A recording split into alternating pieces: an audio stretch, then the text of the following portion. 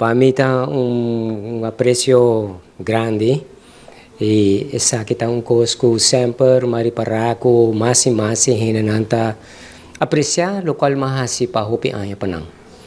Então essa está para me sentir e menina Europa nang condecorami como embajador médico para Europa, para Suramérica, tanto Suramérica,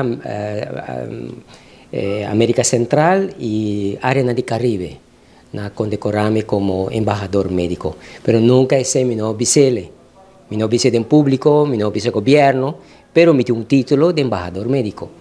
De mente ahora que te pasa, vamos a aprovechar el título, vamos a hacer algo con él. Momento como guardo otorgar el título él bien for de un profesor español, de medicina integrativo, que mento mais pouco doctor, botar haya kuta traha cultura e medicina no mesmo momento. Assim, investigação, para que o paciente tanta muri de noite, para que não tenha complicação à noite.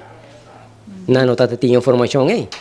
Então, ele vamos mostrar cientificamente que está passa com a biologia, que parte na química do corpo, que nós está muri parte à noite, ou nós está complicar parte à noite.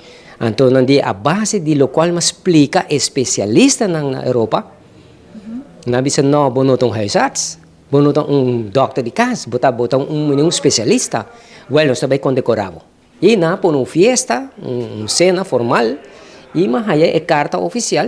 Eu porque bem Europa e bem papi que rei de Espanha, vou papi que rei de Holanda mesmo, até que é carta que da habitu reporta não babo.